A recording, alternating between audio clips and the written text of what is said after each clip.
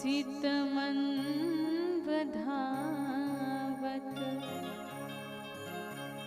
वन्दे महापुरुषते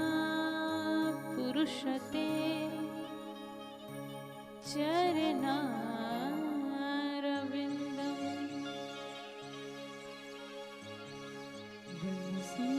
विभूषितकरा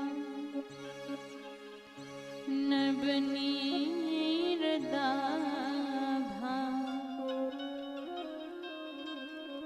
पीताम्बरादरुणबिम्ब फलाधरोष्ठं पूर्णेन्दुसुन्दरमुखा दरविन्दनेत्र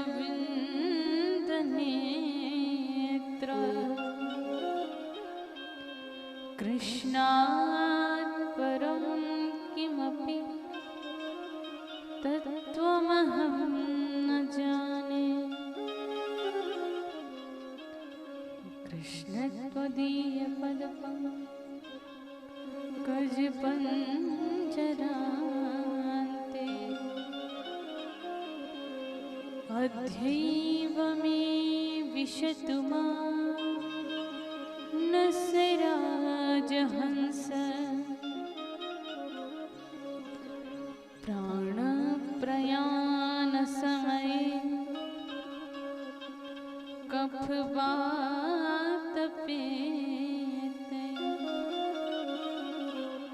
कण्ठावरोधनविधौ स्मरणं कुतस्ते। मूकं करोति वाचालं पङ्गुं लङ्घ्यते गिरा यत्कृपातुमहं वन्दे परमानन्दमाधवम्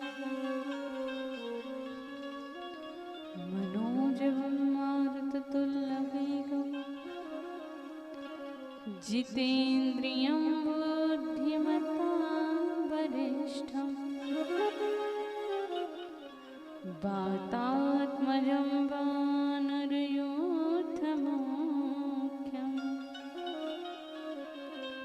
श्रीरामदूतं शरणं प्रपद्ये। नारायणं नमस्कृत्य नरं चैव नरोत्तमं देवीं सरस्वतीं व्यासं ततो जयमुदीरये।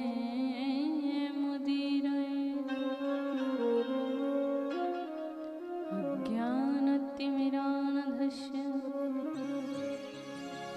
ज्ञानाञ्जनशलाकया चक्षुरुन्मीलितं येन तस्मै श्रीगुरुवे नमः। तस्मै श्रीगुरुवे नमः।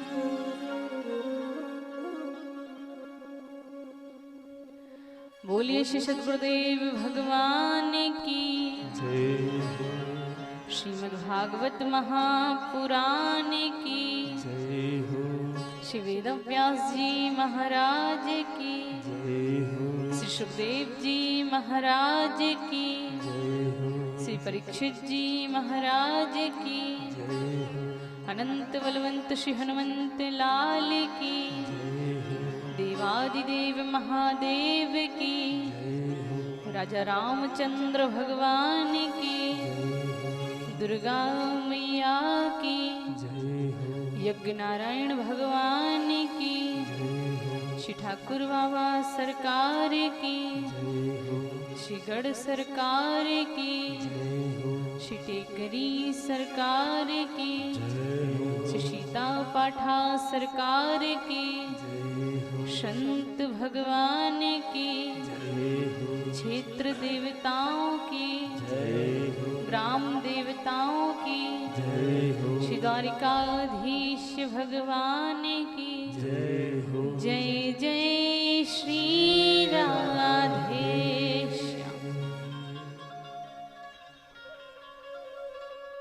परम मंगलमय परात्पर अखिलेश्वर, अकारण करुणा वर्णालय, भक्त वांछा कल्पतरु, तड़िदित विनिंदित पीताम्बरधारी, श्री बाल कृष्ण लाल की वांगमय मूर्ति श्रीमद् भागवत महापुराण।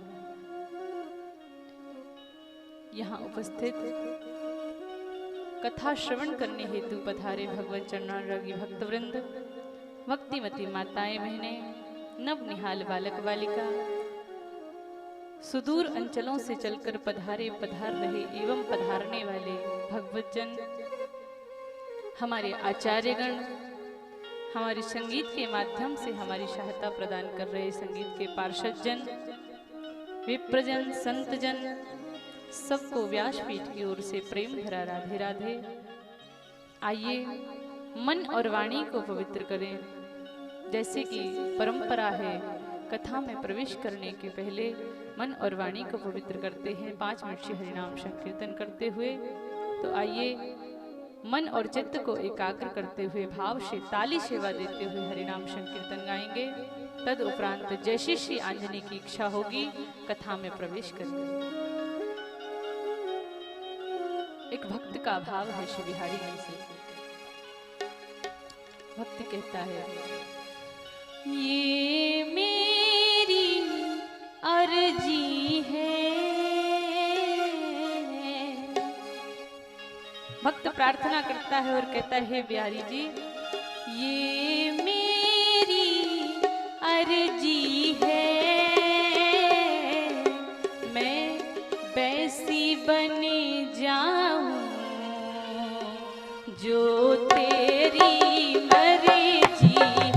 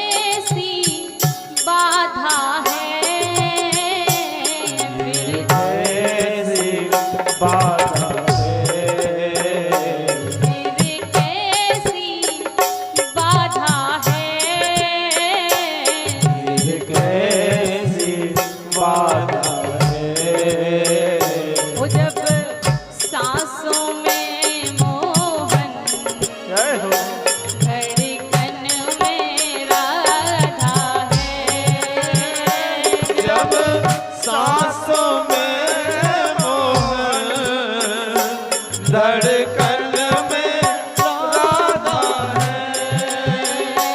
जब सांसों में मोहन, धड़कन में राधा है। सांसों में मोहन, धड़कन में राधा है। ये मेरी अर्जी है, ये मेरी अर्जी है। ये मेरी अर्जी है। ये मेरी अर्जी है। कैसी बने जाऊं जो तेरी मर्जी है। वैसी बन जाऊं जो तेरी मर्जी है। बिहारी लाल की जय हो।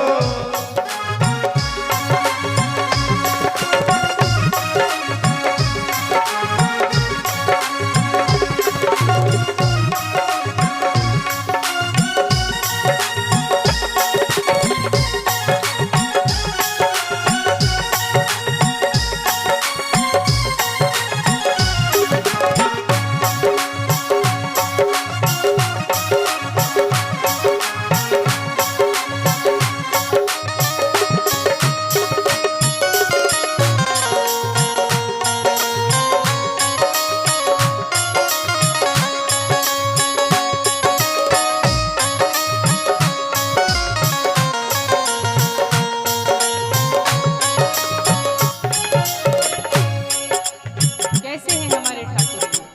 वो इतना प्यारा है, वो इतना प्यारा है। वो इतना प्यारा है।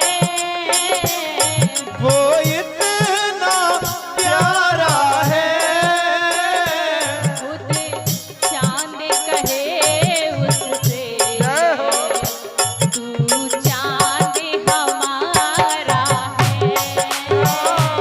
खुद चाँद कहे उनसे, तू चाँद हमारा है। खुद चांद कहे उससे, तू चांद हमारा है। खुद चाँद कहे उनसे, तू चाँद हमारा है। ये मेरी अर्जी है, ये मेरी अर्जी है। ये मेरी अर्जी है। ये मेरी अर्जी है। वैसी बने जाऊं जय हो। जो तेरी मर्जी है। मैं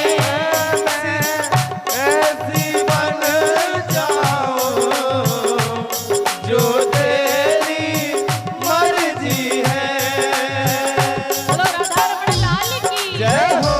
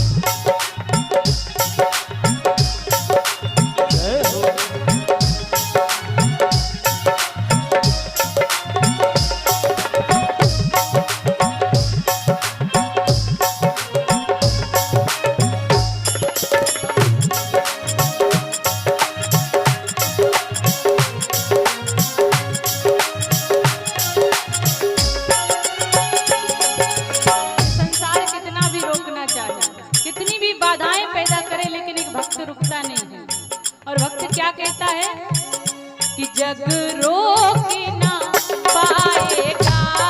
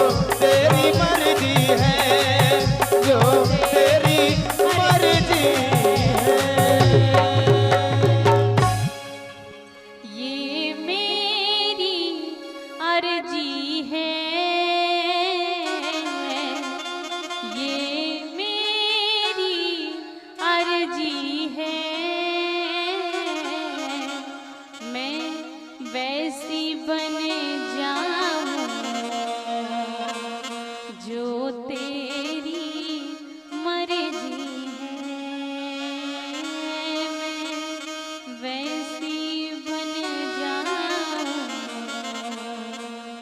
जो तेरी मर्जी है। ये भाव होना चाहिए बिहारी। यही भाव निरंतर जीव के मन में श्री ठाकुर जी से होना चाहिए। कल की कथा में आपने बड़ी ही सुंदर गिरिराज पूजन की कथा को श्रवण किया। प्रतिपदा के दिन श्री गोवर्धन नाथ की पूजा हुई और द्वितीया तिथि भी निकल गई। इधर इंद्र ने अन्य देवताओं से कहा कि जाओ, अपने गणों से कहा कि जाओ जाकर देखो तो पता तो करो कि क्या बात है। अरे हर वर्ष तो दिवाली को मेरी पूजा हो जाती है, इस बार द्वितीया आ गई है, अब तक कोई खबर नहीं है, क्या बात है, जाकर के पता करो। तो इंद्र के जो गण हैं वो आए और आकर के देखा तो यहाँ तो गोवर्धन नाथ के नाम की जय जयकार हो रही थी। बोलिए श्री गोवर्धन नाथ की जय जयकार हो रही थी। और जैसे ही जय जयकार को सुना, जाकर के इंद्र से कहा महाराज आपकी तो पत्ती साफ। बोले अच्छा ऐसा क्या हुआ? तो कहा कि वो जो नंद का बालक है कृष्ण, उसने गोवर्धन नाथ की पूजा कराना प्रारंभ कर दिया। अब इस वर्ष से आपकी पूजा नहीं होने वाली। तो कहा अच्छा। इंद्र को इतना सुनकर के बड़ा क्रोध आया, क्रोध आ गया और क्रोध में आकर के भगवान को खरी खोटी सुनाने लगा। अरे ब्रजवासी जानते नहीं हैं कितना बड़ा अपराध कर बैठे हैं, उस गवार कृष्ण की बातों में आकर कितना बड़ा अपराध कर दिया।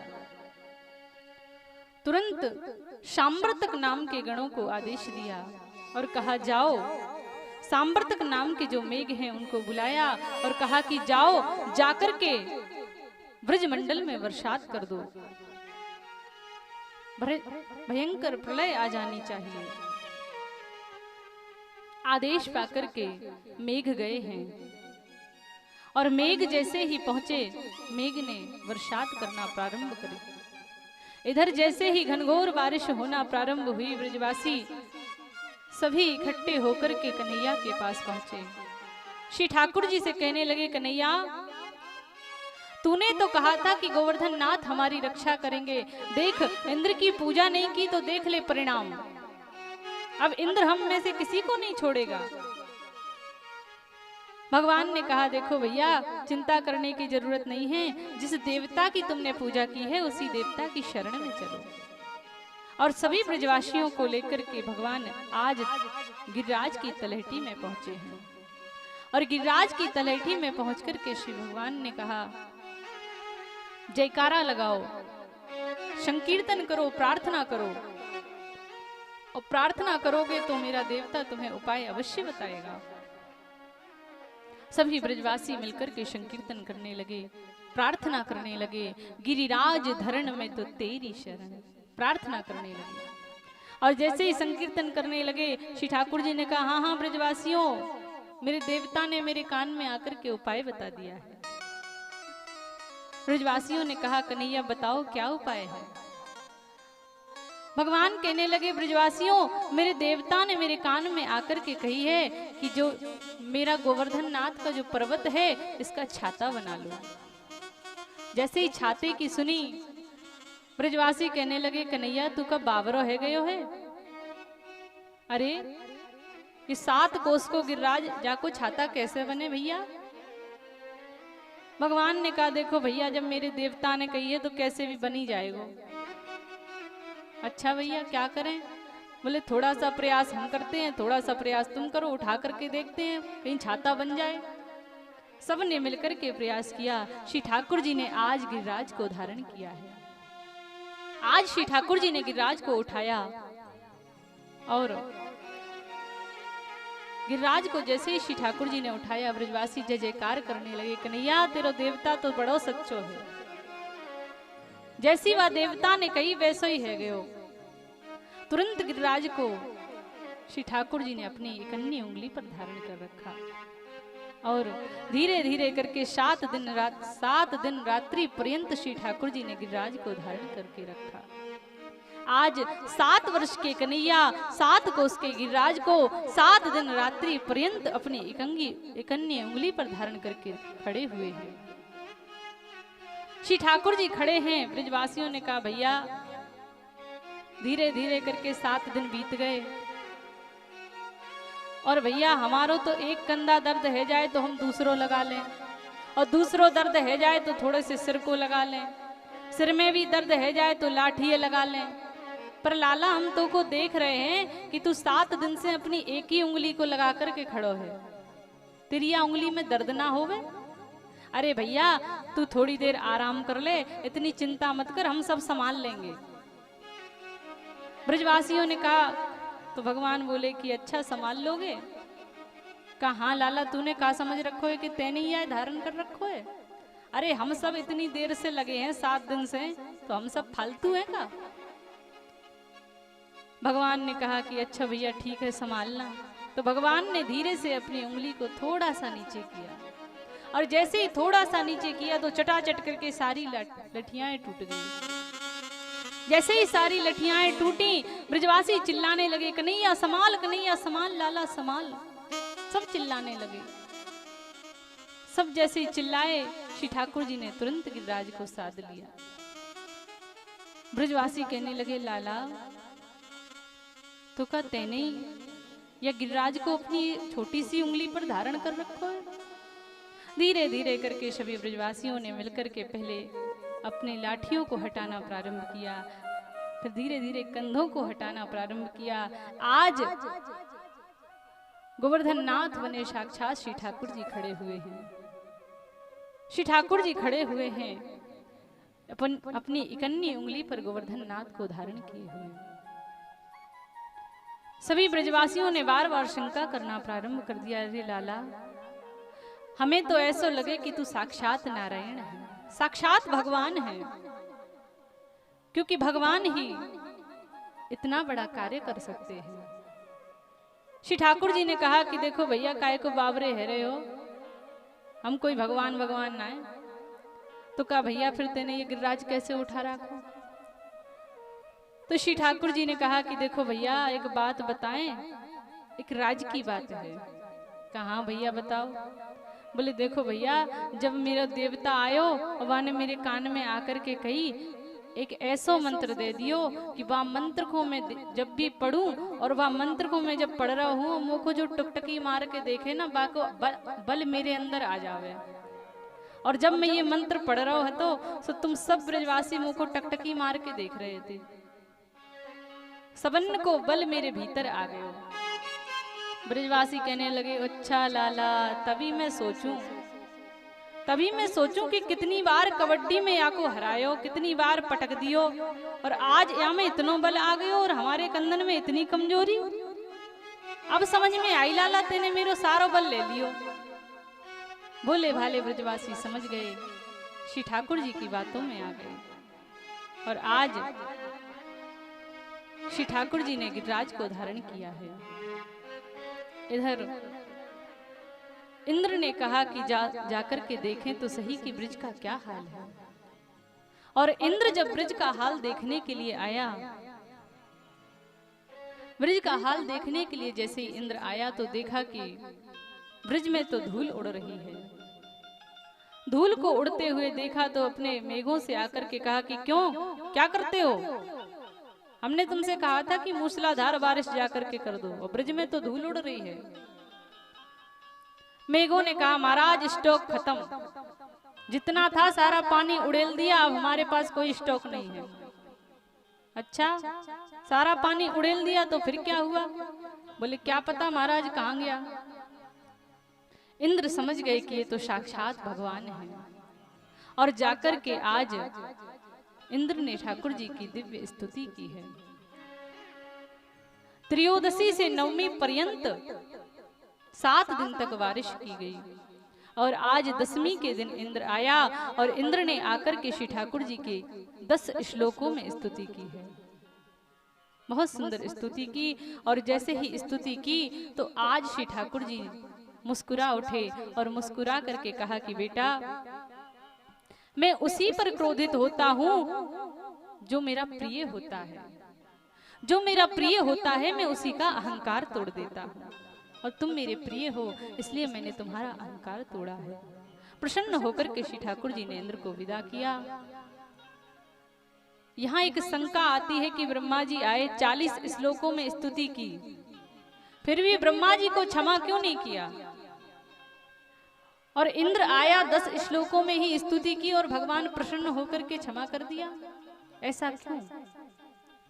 ऐसा इसलिए क्योंकि जो छोटे बच्चे होते हैं ना, उनका अपराध क्षमा करने योग्य होता है। कोई छोटा बच्चा यदि अपराध कर देना तो उसका अपराध क्षमा कर सकते हैं, लेकिन किसी बड़े का अपराध क्षमा करने योग्य नहीं होता। एक बात यह भी आती है कि ब्रह्मा जी ने जो अपराध किया, उस अपराध से सभी ब्रजवासी, सभी ग्वाल वाल जो थे, बछड़े थे, जो श्री ठाकुर जी के प्रिय थे, वो 1 वर्ष के लिए श्री ठाकुर जी से दूर हो गए। और इंद्र ने जो अपराध किया, इंद्र के अपराध से जिन ब्रजबामाओं को श्री ठाकुर जी के वियोग का एक क्षण भी बड़ा कष्टदायी लगता था।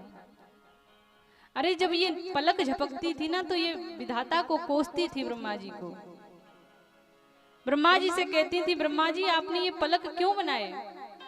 अरे कुछ क्षण के लिए तो श्री ठाकुर जी के दर्शन मिलते हैं और उसी में ये 2-4 सेकंड ये पलक बर्बाद कर देते हैं, तो कोसती थी।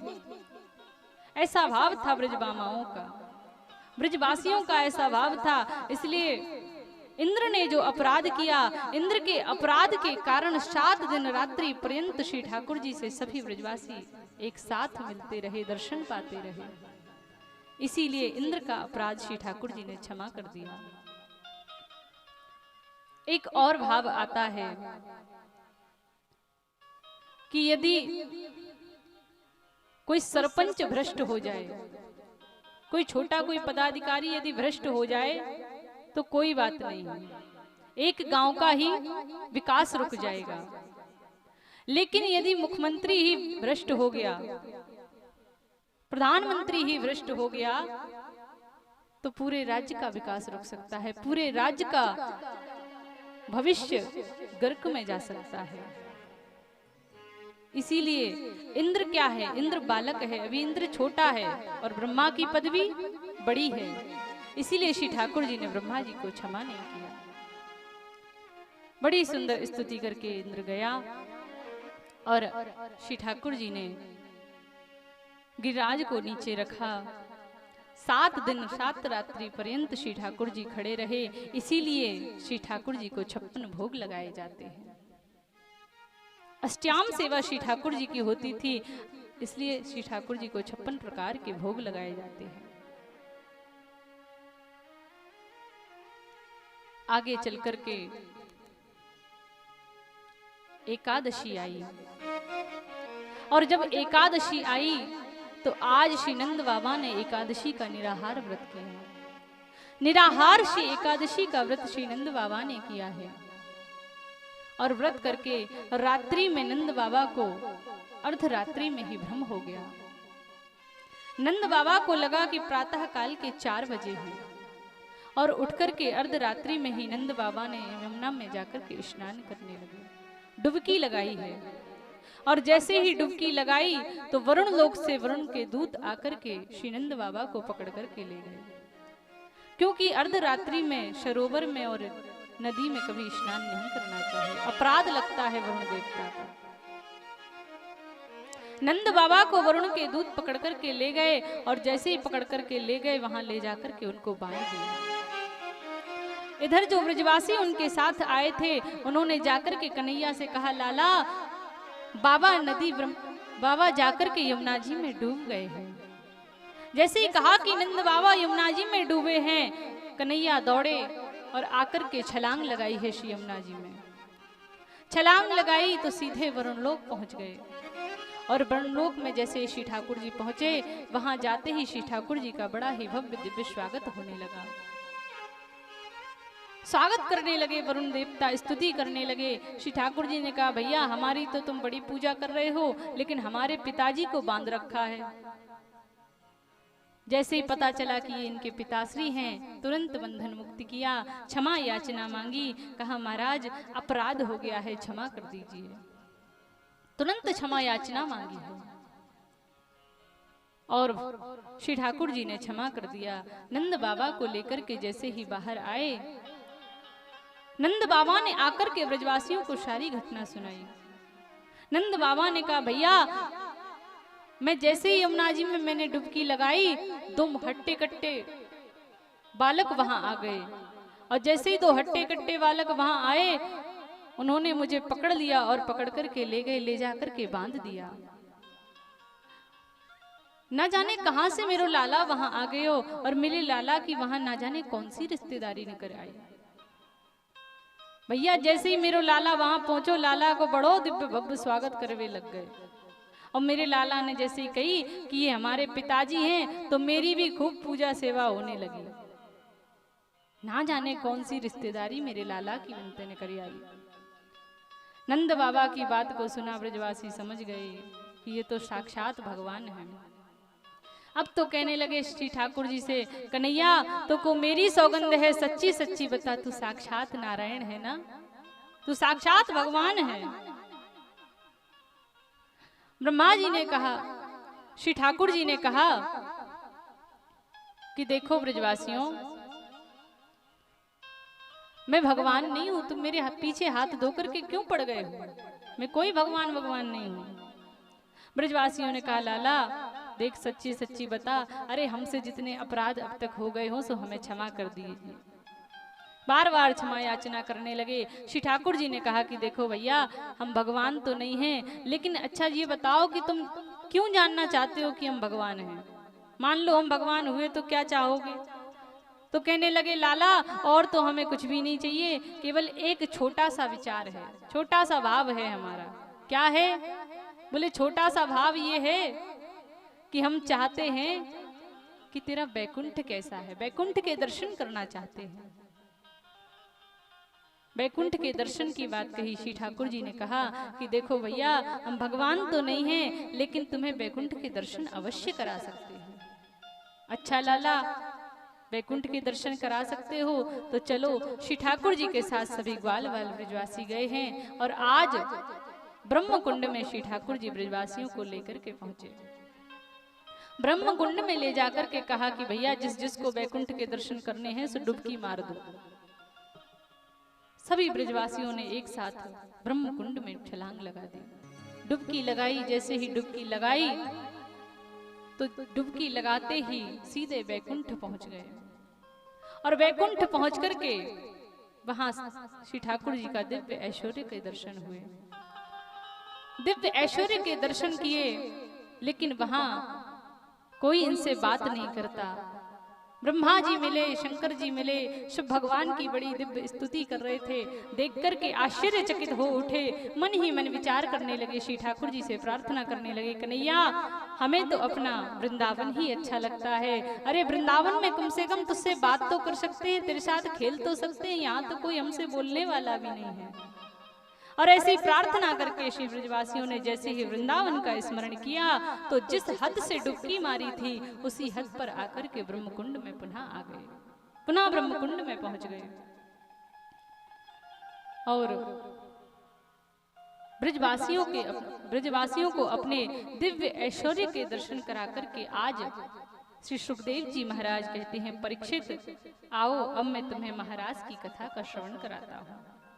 और श्री सुखदेव जी महाराज महाराज में प्रवेश करते हैं। महाराज में प्रवेश करते हुए श्री सुखदेव जी महाराज कहते हैं, परीक्षित इस कथा को सावधान होकर के सुनना। क्यों? क्योंकि ये भगवान की लीला है। भगवान पिता रात्रि शरदोत्फुल्ल मल्लिका वीक्षरन्तुं मनः चक्रे योग मायामुपाश्रित।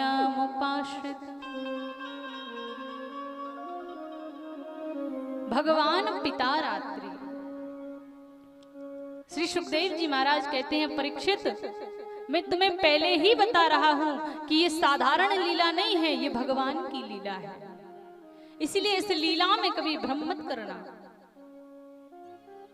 आज शरद पूर्णिमा की चांदनी चारों ओर बिखर रही है। मल्लिकादि के पुष्प खिल रहे हैं। आज श्री ठाकुर जी के मन में ब्रजबामाओं से विहार करने का विचार आया। नित्य तो ब्रजबामाएं श्री ठाकुर जी के दर्शन को पाना चाहती हैं, लेकिन आज श्री ठाकुर जी के मन में ब्रजबामाओं से विहार करने का मन आया, विचार आया। और श्रुति कहती है कि भगवान का मन नहीं होता, लेकिन आज श्री ठाकुर जी ने पहले मन को पैदा किया है और मन को प्रकट करके श्री ठाकुर जी के उस मन में ब्रजबामाओं से विहार करने का विचार आया है। और ऐसा विचार करके श्री ठाकुर जी ने बंसी का निनाद किया है, वेणु का निनाद किया है, बंसी बजाई है श्री ठाकुर जी ने। और जैसे ही श्री ठाकुर जी ने बंसी को बजाया, ये बंसी जाकर के उन्हीं ब्रजबामाओं को सुनाई पड़ी जिनका श्री ठाकुर जी ने चीर हरण किया था। देखो, बंसी 2 बार बजी है।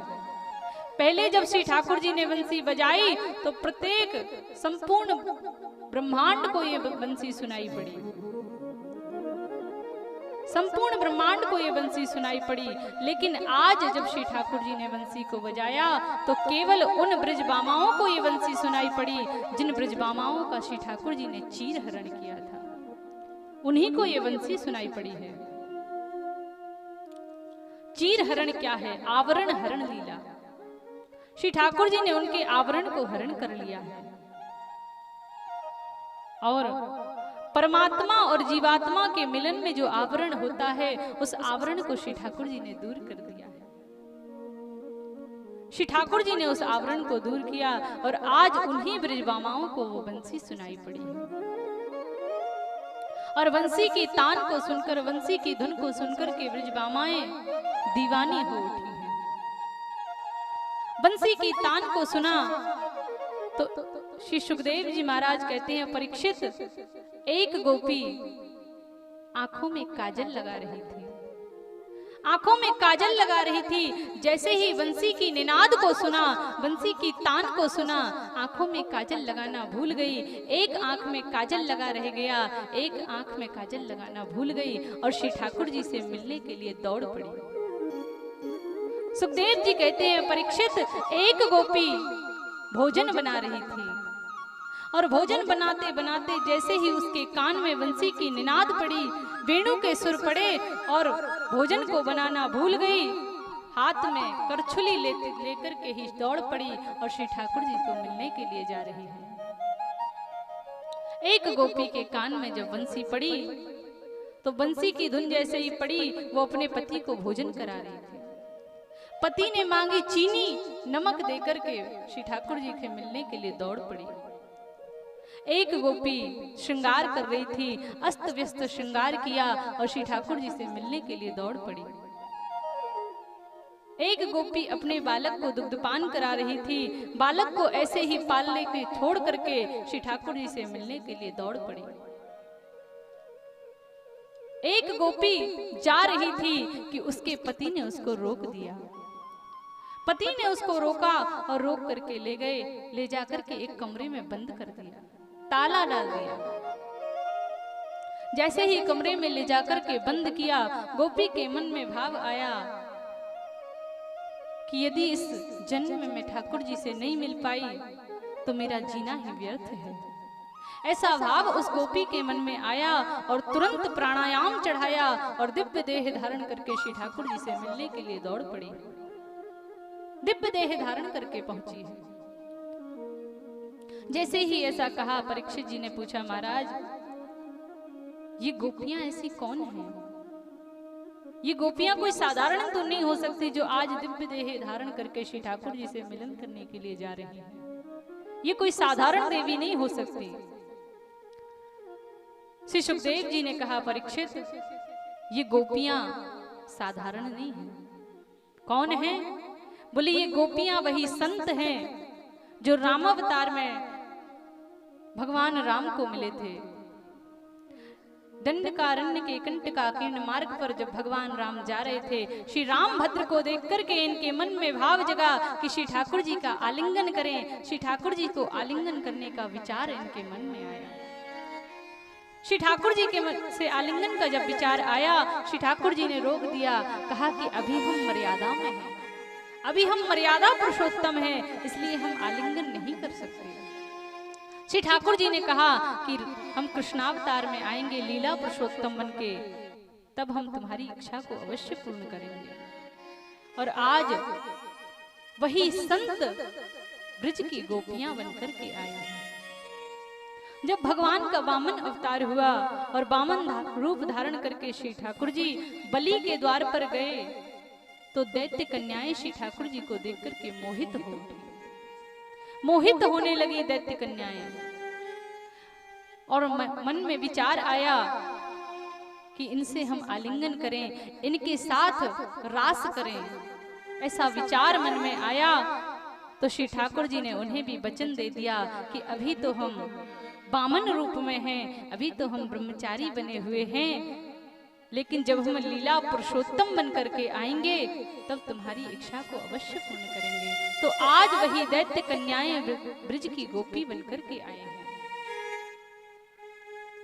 जब श्री ठाकुर जी ने कक्षक अवतार धारण किया तो मत्स्य कन्याएं श्री ठाकुर जी को देख करके मोहित हो गई थी। और वही मत्स्य कन्याएं आज ब्रज की गोपी बनकर के आई हैं,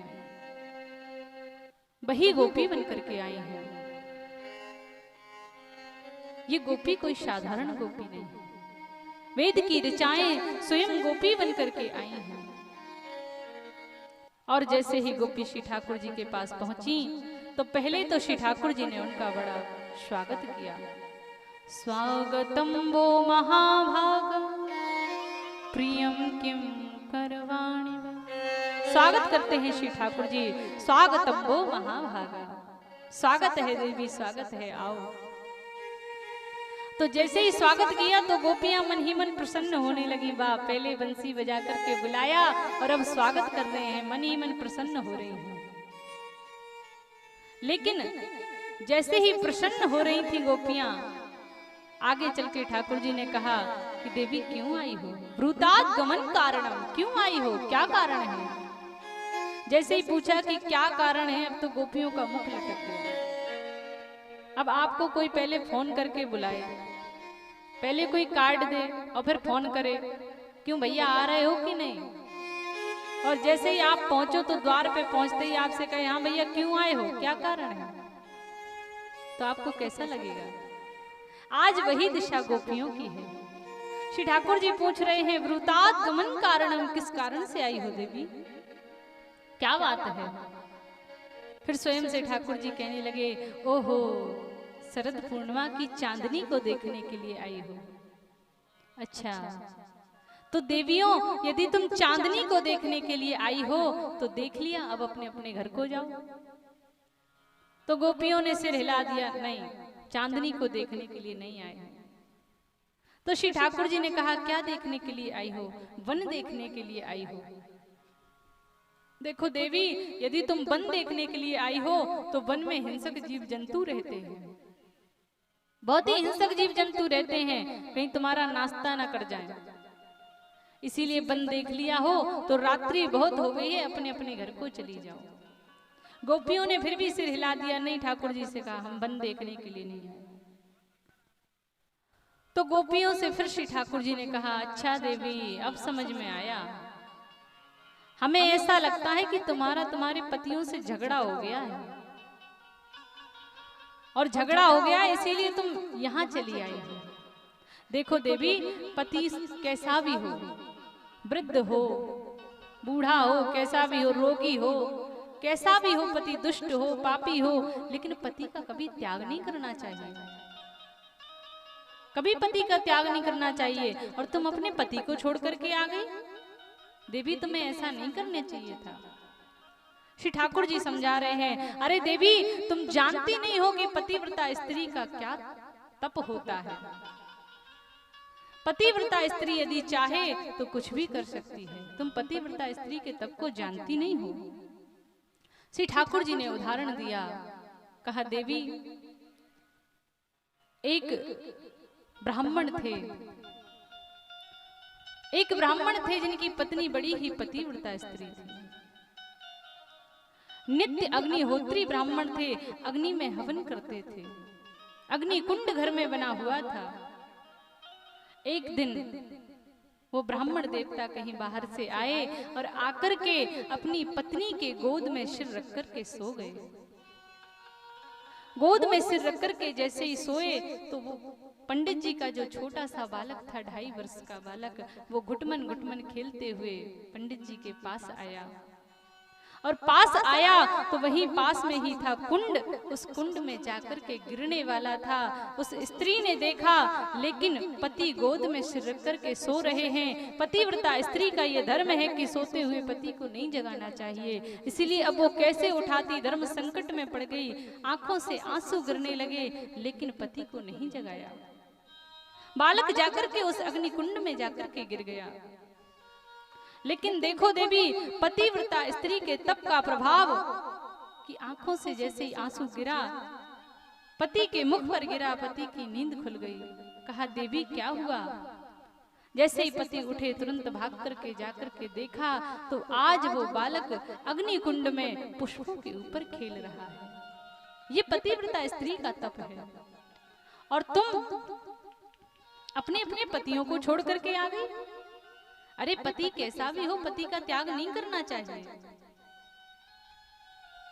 ऐसे कहा ठाकुर जी ने। तो गोपियों ने कहा देखो, हम अपने पतियों से झगड़ा करके नहीं आए हैं। तो श्री ठाकुर जी ने कहा अच्छा देवी, तो क्या हमसे मिलने के लिए आई हो? तो गोपियां शांत रह गई। श्री ठाकुर जी ने कहा देखो देवी, यदि हमसे मिलने के लिए आई हो तो प्रेम में यदि दूरदर्शन रहे ना तभी ठीक रहता है। अरे यदि हमसे मिलना था तो देख लिया, आप चली जाओ, आपस में हमारे बारे में चर्चा कर लेना और आनंद लेना। क्योंकि जब निकट दर्शन होने लगता है तो दोष दर्शन भी होता है। जब निकटता बढ़ जाती है तो व्यक्ति के दोष नजर आने लगते हैं। इसलिए देवी दूर से ही प्रेम ठीक है, तुमने हमें देख लिया, आप अपने घर को चली जाओ। गोपियां शांत खड़ी हुई हैं। और जब श्री ठाकुर जी बार बार कहते जा रहे हैं तो अब गोपियों से सहन नहीं हुआ। गोपियां श्री ठाकुर जी से कहने लगी सुनो, तुम हो अहीर के बालक, तुम हो अहीर के छोरा, ना तो तुम्हें प्रवचन देने का अधिकार है और ना हम प्रवचन सुनने की इच्छा रखती हैं। हम हैं गंवार ग्वालिने और तुम हो अहीर के छोरे, ना तो तुम्हें प्रवचन करने का अधिकार है और ना ही हमें प्रवचन सुनने की इच्छा है।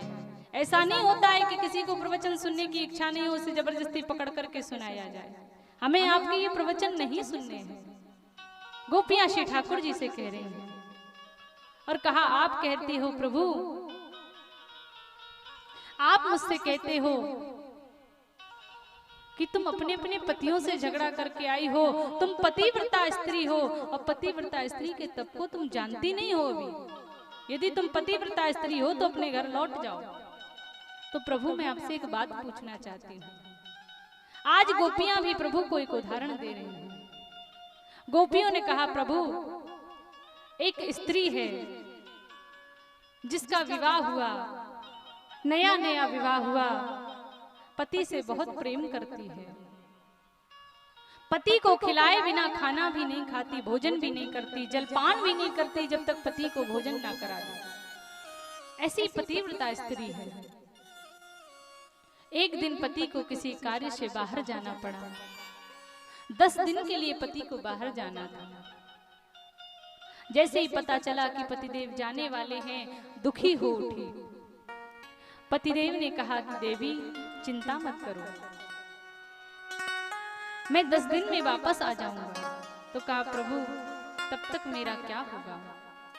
तो पति ने अपना एक फोटो दिया, एक चित्रपट दिया और कहा देखो, जब तक मैं नहीं हूं इस फोटो को ही समझना कि ये तुम्हारा पति है, और इसी को भोग लगाना, इसी को जलपान करना और भोजन कर लेना। उसने कहा ठीक है प्रभु। पति तो प्रदेश चले गए।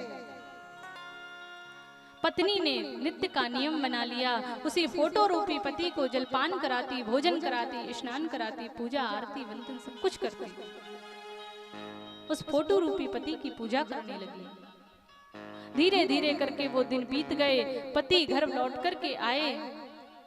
इधर दरवाजे पर पति खड़े हुए थे, कुंडी बजा रहे थे, इधर पत्नी भीतर बैठी हुई उस फोटो रूपी पति को जलपान करा रही थी। तो गोपियां कहती हैं श्री ठाकुर जी से, बताइए उसको क्या करना चाहिए। श्री ठाकुर जी ने कहा, देवी जब साक्षात पति आ चुका है तो उस फोटो रूपी पति को पूजने की क्या आवश्यकता है। तुरंत जाकर के उसको कुंडी खोलनी चाहिए, उस साक्षात पति को भीतर लाना चाहिए, उसको जलपान कराना चाहिए। गोपियों ने कहा, प्रभु बस बस हमारा निर्णय हो गया। हम यही तो कहना चाहती हैं कि आपने जो हमें फोटो रूपी पति दे रखे हैं, अब जब आप साक्षात पति आ गए हो तो हम इन फोटो रूपी पतियों की पूजा क्यों करें। आप हमारे साक्षात पति हो। आज गोपियां प्रणय गीत के माध्यम से श्री ठाकुर जी को जवाब दे रही हैं, उत्तर दे रही हैं। गोपियां कहती हैं कि आप कहते हो कि घर चली जाओ, लेकिन घर जाएं तो जाएं कैसे, आपने हमारे मन को चुरा लिया है, और जब तक मन साथ नहीं होगा तब तक हम घर जाकर के करेंगे क्या करेंगे घर जाकर के। किसी कार्य में हमारा मन तो लगेगा ही नहीं। क्यों? क्योंकि मन तो आपके पास है। हम कोई भी कार्य कैसे करेंगे, क्योंकि हमारा मन तो आपके पास है प्रभु। यदि आप चाहते हो कि हम लौट जाएं तो हमारे मन को हमें लौटा दीजिए। बार बार गोपियां श्री ठाकुर जी से प्रार्थना कर रही हैं। और ये सब ठाकुर जी क्यों कर रहे हैं? ठाकुर जी आज गोपियों की परीक्षा ले रहे हैं। देखिए, यदि हम 10 रुपए का मटका भी खरीदने जाते हैं तो 10 बार ठोक ठोक करके देखते हैं कहीं फूटा तो नहीं है। और ठाकुर जी तो भक्त बना रहे हैं, गोपियों के साथ महाराज करने जा रहे हैं, इसलिए श्री ठाकुर जी आज गोपियों का परीक्षण कर रहे हैं, परीक्षा ले रहे हैं श्री ठाकुर जी। श्री ठाकुर जी चाहते हैं कि गोपियों का जो प्रेम है, जो हृदयगत प्रेम है, वो प्रकट होकर के बाहर आ जाए, इसलिए श्री ठाकुर जी ऐसी लीला कर रहे हैं। और आज गोपियां श्री ठाकुर जी से बोल उठी, हे प्रभु हम आपका अधरामृत पान करना चाहते हैं। अधरामृत क्या है? जो धरा पर मिलता है, जो पृथ्वी पर मिलता है, वो धरामृत होता है, और जो धरा पर ना मिले वही अधरामृत है, वही प्रेमामृत है। और आज गोपियां कहती हैं, प्रभु हम आपका अधरामृत पान करना चाहती हैं। श्री ठाकुर जी जो चाहते थे कि गोपियां अपने मुख से प्रेम को प्रकट करें, तो आज गोपियों ने अपने मुख से प्रेम को प्रकट किया है।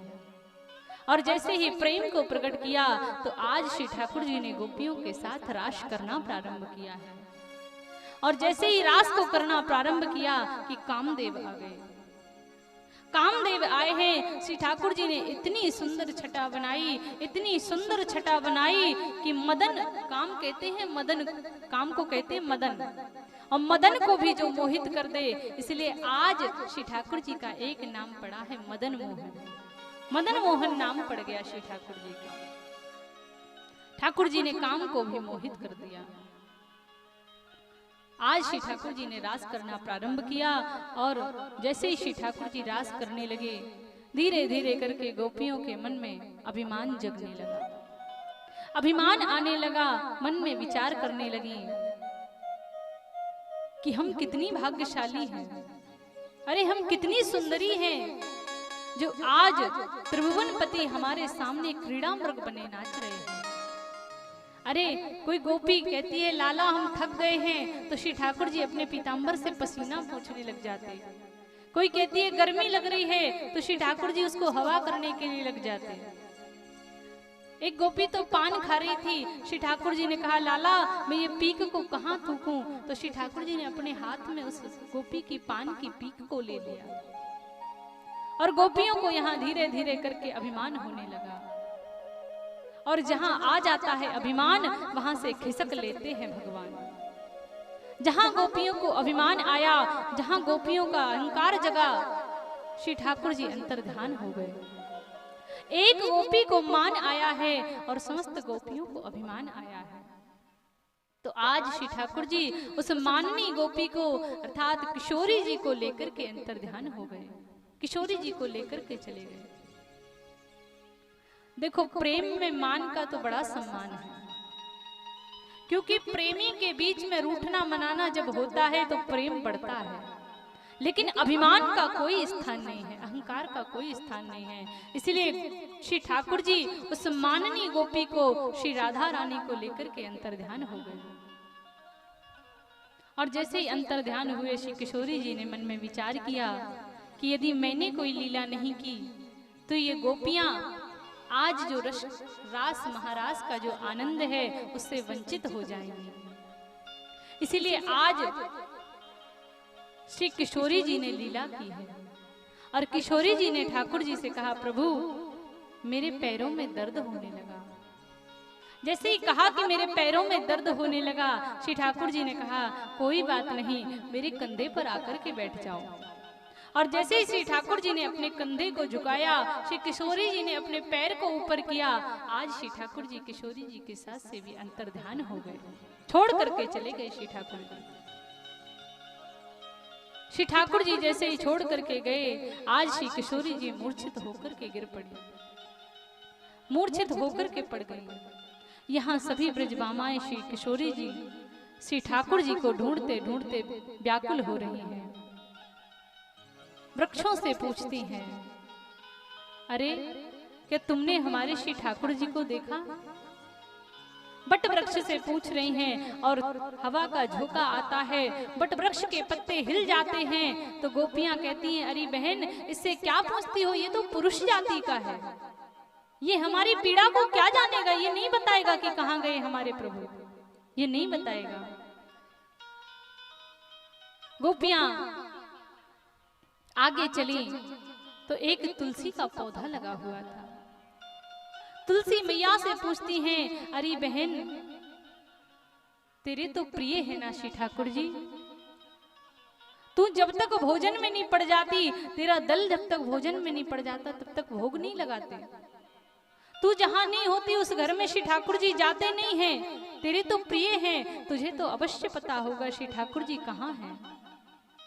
बार बार पूछती हैं और हवा चली, तुलसी का भी पौधा हिलने लगा। गोपियां कहने लगी, बहन इससे क्या पूछती है, ये तो हमारी सौत है, ये क्यों बताएगी, ये तो सौत है।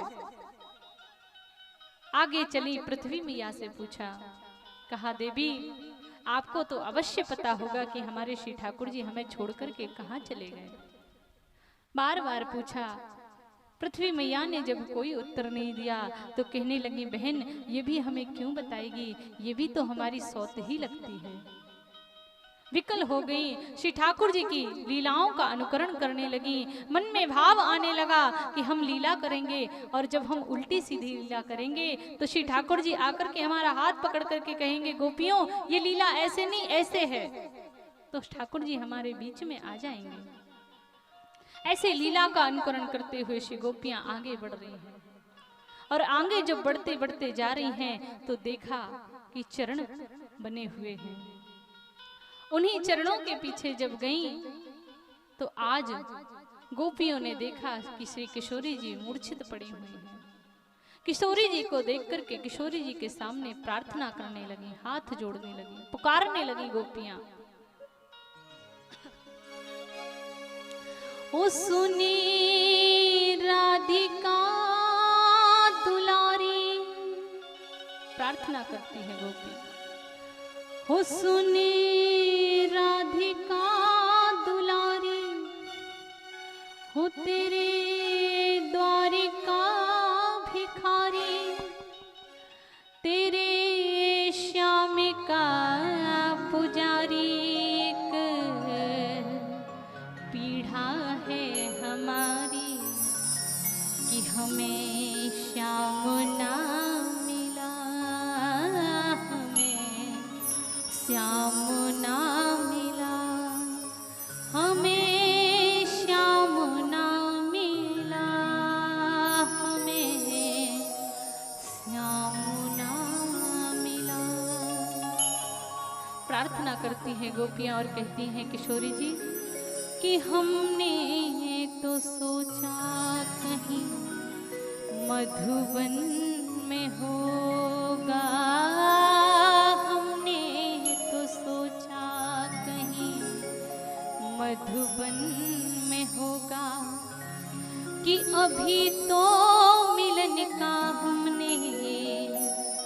सुख नहीं भोगा अभी तो मिलन का हमने सुख नहीं भोगा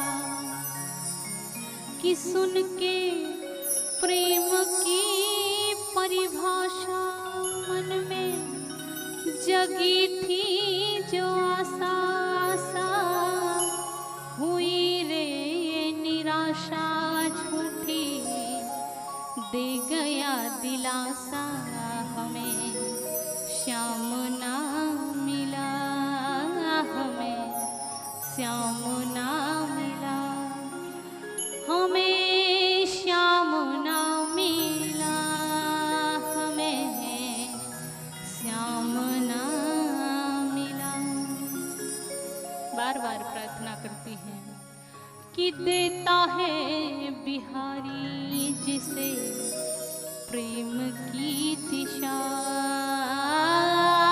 देता है बिहारी जिसे प्रेम की दिशा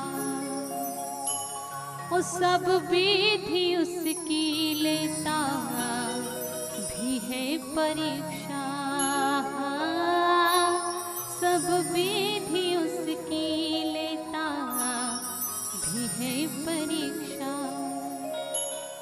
वो कभी अपना बनाए कि कभी दूरियां बढ़ाए कभी हंसाए रुलाए छलिया बाजी नहीं आए हमें श्याम ना मिला हमें श्याम ना मिला हमें श्याम ना मिला हमें श्याम ना मिला। इस संसार क्या करता है कि अपना जिसे यहाँ कहे सब कोई अपना जिसे यहाँ कहे सब कोई और जिसके लिए मैं यहाँ दिन रात रोई कि जिसके लिए मैं यहाँ दिन रात रोई कि नेह दुनिया से तोड़ा कि रिश्ता सांबरे से जोड़ा उसने ऐसा मुंह मोड़ा हमें कहीं का न छोड़ा हमें श्याम ना मिला हमें श्याम ना मिला हमें श्याम ना मिला हमें श्याम ना मिला हमें श्याम ना मिला हमें श्याम ना मिला। बार बार रो रही हैं गोपियाँ और प्रार्थना करती हैं और आज सभी गोपियों ने मिलकर के गोपी गीत को गाया है। आइए प्रेम से गोपी गीत को श्री गोपियों के साथ गाते हैं। जयति तेधिकं जन्मना व्रज श्रयस इंदरा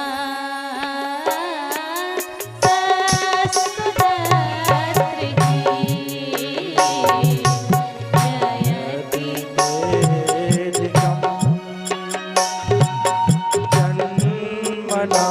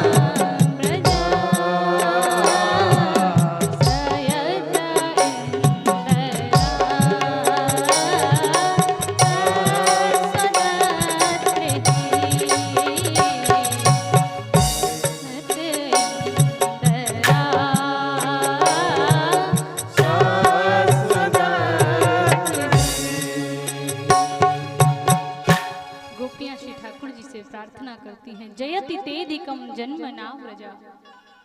आपके जन्म के साथ ही ये ब्रज की महिमा और अधिक बढ़ गई।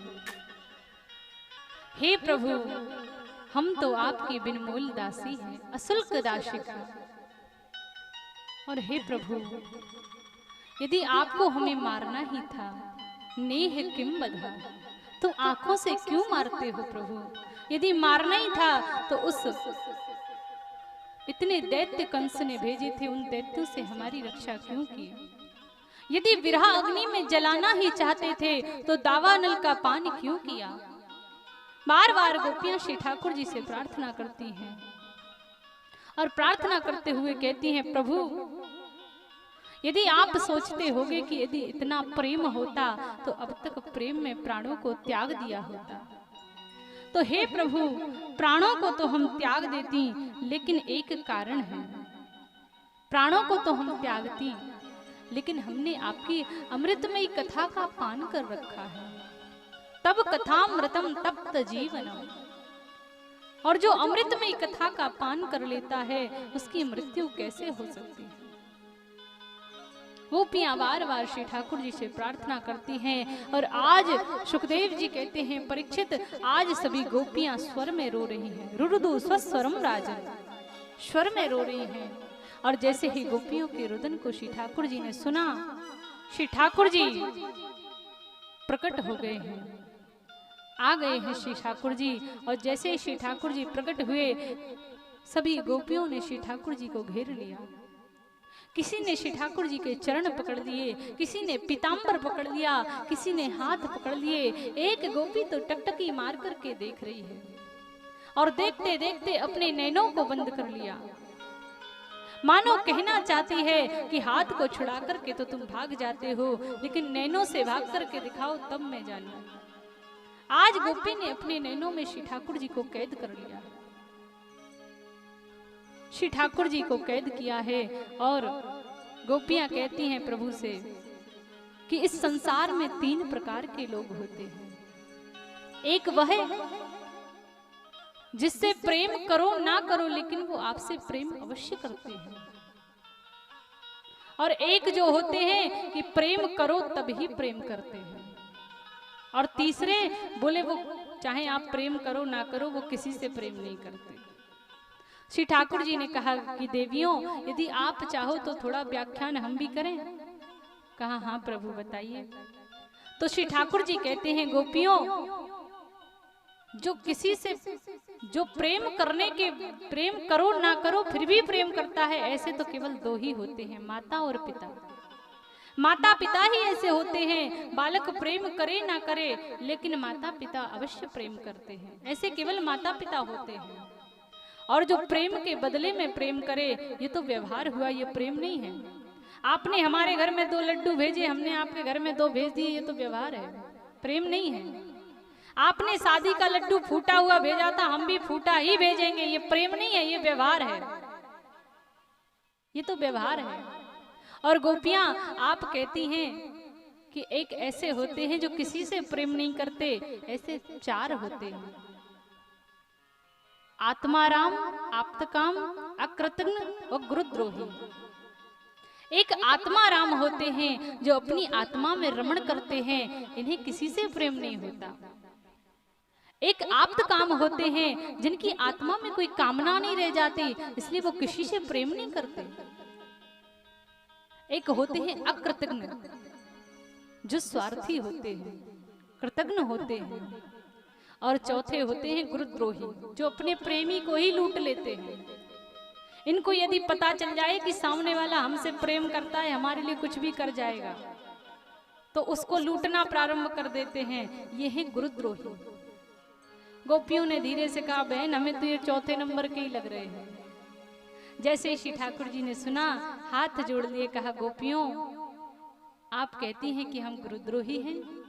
अरे गोपियों, जितना तुम हमारे विरह में तड़पी हो, उससे कई गुना ज्यादा हम आपके विरह में तड़पे हैं। अरे तुम तो इतनी गोपियां थी, एक रूठ जाती थी, एक रोती थी, दूसरी मना लेती थी, समझा देती थी।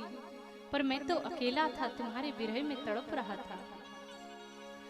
गोपियां कहती हैं, प्रभु यदि आप मेरे विरह में इतनी देर से तड़प रहे थे तो फिर इतनी देर से छुपे हुए क्यों बैठे थे? भगवान ने कहा, गोपियों हम तुम्हारे जीवन भर यदि हम कर्म करें तो भी हम तुम्हारे ऋण से उऋण नहीं हो सकते। और आज श्री ठाकुर जी ने महारास प्रारंभ किया है।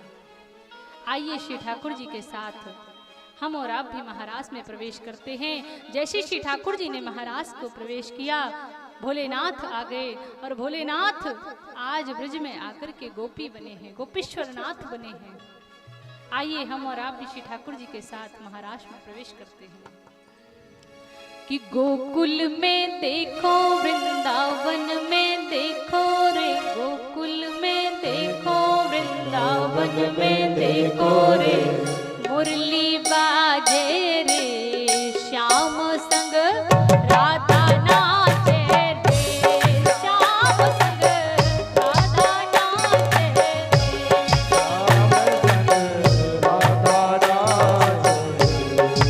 गोकुल में देखो, वृंदावन में देखो रे, गोकुल में देखो, वृंदावन में देखो रे, मुरली बाजे श्याम संग राधा नाचे रे, श्याम संग राधा नाचे रे। श्याम संग राधा नाचे जय हो रास बिहारी भगवान की। जय हो।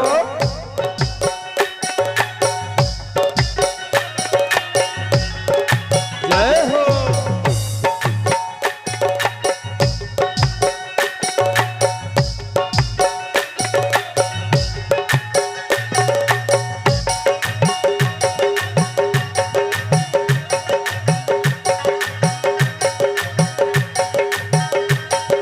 भाव से प्रेम से श्री ठाकुर जी के महारास में प्रवेश करते हैं।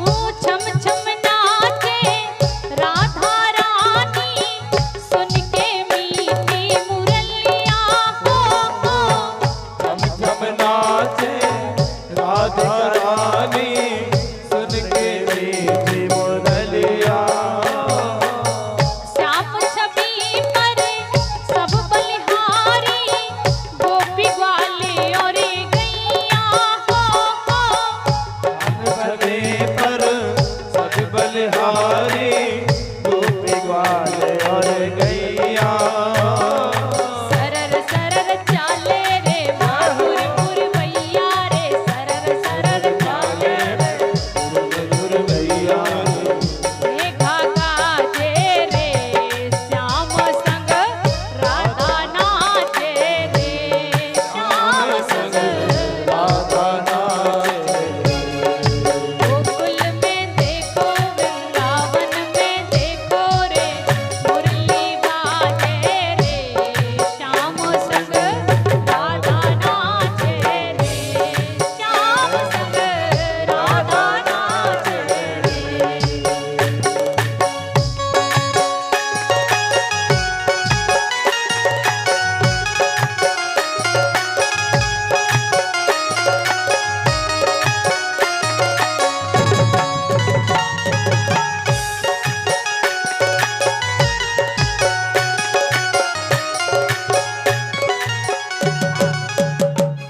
और हम सभी के हेलो, हमारे झांसी से मुख्य अतिथि माननीय पंजाब सिंह यादव जी, वरिष्ठ समाजवादी पार्टी के नेता और पूर्व ब्लॉक प्रमुख बबीना हमारे बीच में पधारे हुए हैं और उनके लिए हम आभार भी प्रकट करना चाहते हैं कि यहाँ तक आने का कष्ट किया। तो मैं चाहता हूँ कि जिलाध्यक्ष होने के नाते मैं उनका सभी जिले की ओर से और अपने क्षेत्र की ओर से उनका हार्दिक स्वागत, वंदन, अभिनंदन करता हूँ। और माननीय जी आपके लिए धन्यवाद, आपने यहाँ तक कष्ट किया। दो शब्द आप जरूर यहाँ करें।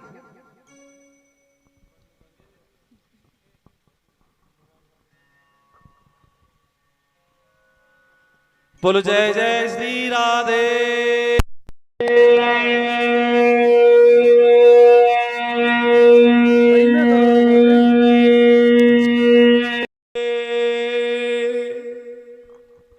नमः पार्वती पते हर हर महादेव।